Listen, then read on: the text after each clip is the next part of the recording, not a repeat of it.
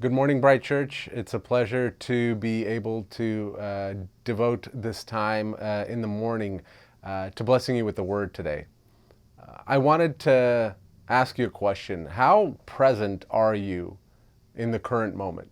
How present are you in the circumstances that are around you? I don't think it's a stretch to say for myself or for a lot of you that oftentimes we're not really present in the moment that we're in.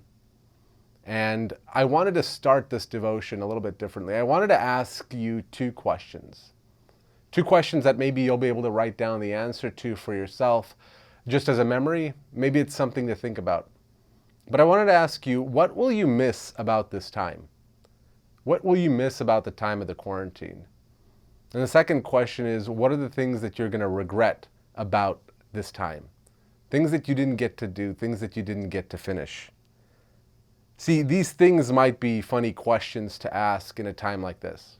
It's like Anatoliy, you don't ask questions about what are you going to miss in a time like this during a bad time. You ask questions like that when things are good. You ask, what are the things that you miss about before the quarantine? What are the things that you miss from normal life? It doesn't really make sense to ask this question in a time when, honestly, nobody's really having a good time. And much like us, we're oftentimes not present during the good times either, though. We're not present when things are okay, when things are running smoothly. There's so much busyness, there's so much going on, we oftentimes don't notice how things are. And the reason that I asked those two questions is that I want you to notice how things really are. What are the good things? What are the good experiences that you're having right now? They might not be perfect. They might not even be pleasant. But there is some good in them. If we had to set up a list of questions or a list of responses about things that are good about this quarantine, what would it be? What things maybe that you wanted to achieve? These might be personal goals, personal things that you maybe wanted to do. Maybe you wanted to finally learn how to play a piano or a guitar. Maybe you finally wanted to organize your house, your room, the garage. Maybe these were spiritual things, spiritual goals. What are the things that will get you out of that autopilot, that will get you to be present in this moment? Maybe you had a desire to start that Bible reading plan that I reminded you a few weeks about. Maybe you want to get back on that horse again. Maybe you wanted to memorize a chapter or a book of the New Testament. Maybe you wanted to schedule purposeful one-on-one time with your kids. Each one of our kids is unique in their own ways, and maybe this is the opportunity where we could do that, where we could go out with them on an hour-long walk and not feel like we're rushed, not feel like there's other things that we need to do. Maybe it's to read a book with your spouse. Maybe it's to reread a book that you once read, one that had an impact on the both of you. So I come back to the question that I asked.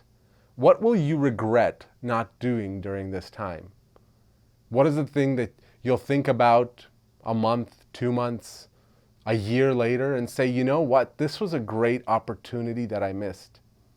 I'm not going to be able to go back to that time anymore. I'm not going to be able to figure out what things I can do again because the time is gone. And I want to draw your attention to a parable that Jesus told. In Matthew 25, we read about the parable of the talents. And this is the way that it goes. Verse 14 of Matthew 25. For it will be like a man going on a journey, who calls his servants and entrusted to them his property. To one he gave 5 talents, to another 2, to another 1, to each according to his ability. Then he went away. He who had received the 5 talents went at once and traded with them, and he made 5 talents more. So also he who had 2 talents made 2 talents more. But he who had received the 1 talent went and dug it in the ground and hid his master's money. You see, the foolish servant, much like us during this time, is on autopilot. He doesn't want to have to think about additional things to do. He doesn't want to worry about what his master is expecting of him. He just knows that if I do the bare minimum, if I just hide this money, it'll be there when I come back. We act maybe in the same manner today. This quarantine, my goal is just to make it. I just want to make it to the end and be alive and be healthy. I'm going to bury this time. I'm going to put everything in stasis. I'm going to put everything on ice. And I'm just going to wait for this whole thing to blow over. And then when the time is ready, I'll go on my merry way again. I don't want to be that servant. I don't want to be the servant who simply awaits the end of the quarantine, the one who waits for things to go out. Because what did he say in his mind? In his mind, he said, it is just one talent. It's just one talent. I didn't get 5. I didn't get 2. I just got one tiny, puny, pathetic, pointless talent. We got one tiny, puny, pointless, drawn-out quarantine. What am I supposed to do with it? What am I supposed to achieve with it? What's the use of it? This isn't the rest of my life. This isn't a permanent state. I just have to weather the storm. I just have to coast.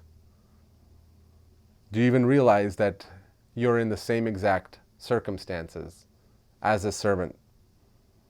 There's so many things that we have an opportunity to do in ways that we've never had an opportunity to do. Opportunities that will never come again, most likely in our lifetime. There's so many things, yet we're not taking advantage of them. Instead of thinking about the things that we have, the good that we have, we're thinking about the things that we don't have. So I want to ask you about this word called regret. It's very easy to have regret before the situation is permanent. It's very easy to have regret before things become unchangeable. And that's the circumstance that we're in right now. We need to think about the things that we will regret not doing, so that we can make this time of quarantine a time when we can regret right now so that we won't regret later. So we can do things now that we wouldn't have an opportunity later. So we wouldn't be a foolish servant who took the one talent and buried it in the ground, hoping for the whole thing to just blow over, waiting for the end to come. And in the end, resulted in being foolish with his master's time, with his master's money. So I ask you today, if you haven't thought about the question of what will you miss, what will you regret about this quarantine, do so and plan your life accordingly. God bless. Take care.